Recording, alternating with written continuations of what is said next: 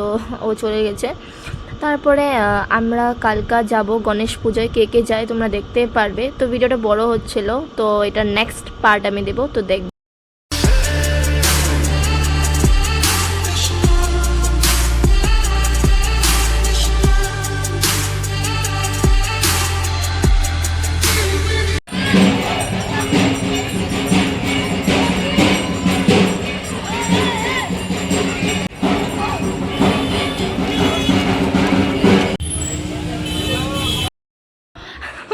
প্রোডাক্টটা বাইরে একটু ছিঁড়া, মানে এখানে একটু ছিঁড়া আছে, তো রিটার্ন পাসপোর্ট পাসপোর্ট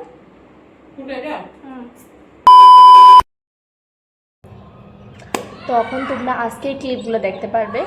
তো আজকে আমি কি কি করি, কারণ আজকে আমাদের প্ল্যান আছে গণেশ চতুর্থীতে যাওয়া। আমি আর কাকুর বোন আর আমার ফ্রেন্ডস যাবে হয়তো। তারপরে এরপরে আমি ঘরে চলে যাব আজ, হয়তো আজ চলে যাব আমি ঘরে। এখানে শুয়ে রয়েছে, তো আমি এখানে বরফ লাগামো, এখন মুখের মধ্যে বরফ লাগামো, বরফ বরফ।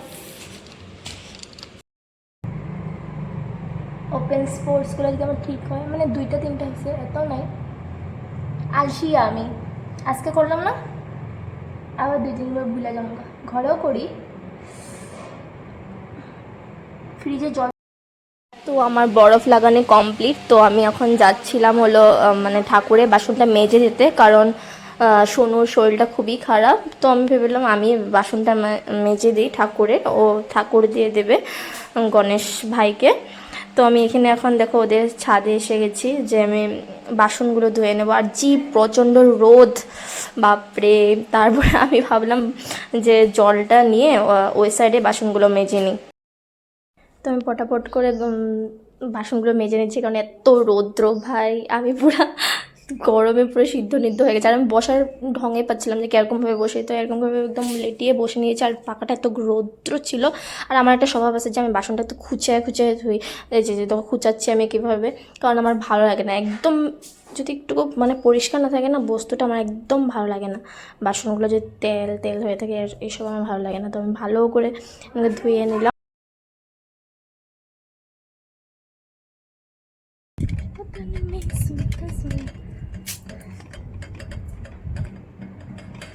বাসন মাজা কমপ্লিট, দিয়ে আসি।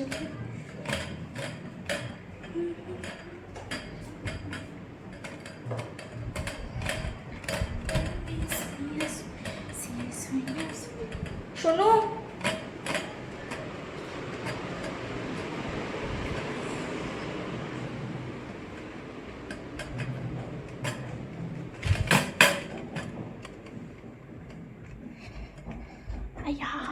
আমি পড়তো, শোনো, কমপ্লিট। মুছে দেবো জায়গাটা, টেনা কই তে মুছে দিই লাগলে। এখন কাকির আইসে হইল পার্সেল, এরম পার্সেল আমি আনবক্সিং করুম। কাকি করি, খুলি, ওকে ওকে, আমি এখন আনবক্সিং করুম গাইস। এটা আমি মানে চুজ করছিলাম, দেখি কিরকম হয়, কিরকম আইসে কাকির কুর্তিটা। বেশি প্যাকিং দিলে ভালো লাগে আমার।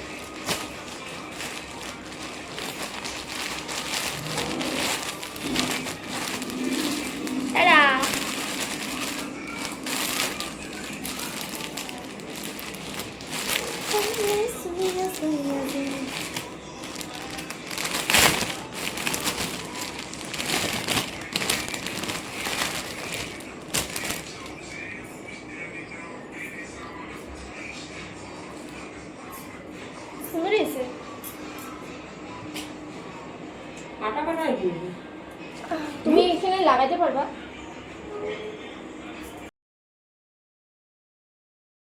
কুর্তাটা ভালো এসেছিলো, ম্যাটেরিয়ালটা সব দিকে ঠিক ছিল, কিন্তু কুর্তাটা একদিকে প্রবলেম হয়ে গেল কি কুর্তাটা এক সাইডটা ড্যামেজ মানে ভাইরালো, এক সাইডটা ফাটা ছিল। তো আমি কাকিরে বললাম যে দাও আমি তোমার কুর্তাটাকে রিটার্ন করে দিই, কালকার মধ্যে নিতে এসে পড়বে, তো তোমাকে রিফান্ড পেয়ে যাবে। তো আমি কুর্তাটা রিফান্ড করে দিলাম। তারপরে রিফান্ড করে দিয়ে দেখাবো আমি এখন, দেখো কুর্তাটা কোন সাইডটা ফাটা ছিল তোমাদেরকে আমি দেখাই। এ দেখো এই সাইডটা কুর্তাটা এই সাইডটা ফাটা।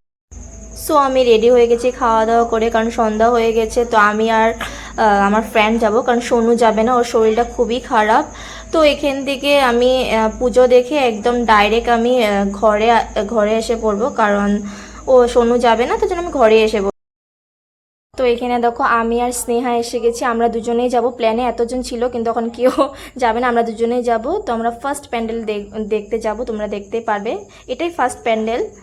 তো সরি, এটা আমাদের ফার্স্ট গণেশ ভাই, এটা আমাদের মন্দির গণেশ ভাইয়ের। তো এটাই ফার্স্ট পুজো দেখালাম, ওটা সেকেন্ড ছিল।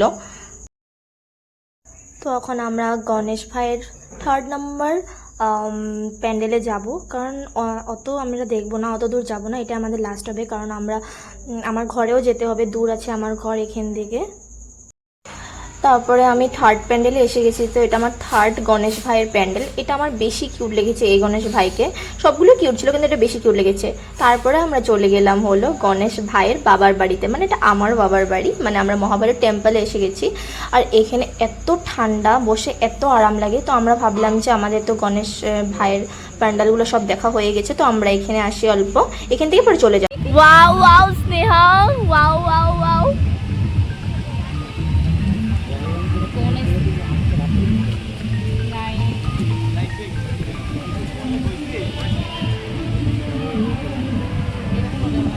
কি সুন্দর হাওয়া।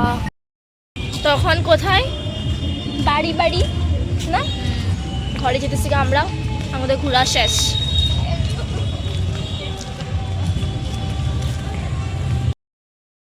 ওইখান থেকে চলে যাচ্ছি আমি অন্যদিন তোমাদেরকে মহাভৈরব মন্দির ফুল ভিডিওটা দেখাবো। তো আমরা এখান থেকে চলে আসলাম, কারণ আমার দেরিও হচ্ছিল। তো আমি এখান থেকে চলে যাব। তো এখানে আইসক্রিম খেয়ে নিলাম, আইসক্রিম খেয়ে আমি ঘরে। গাইস আমি ঘরে এসে পড়ছি, সুইট হোম। अपना घर अपना ही होता है। Bye bye.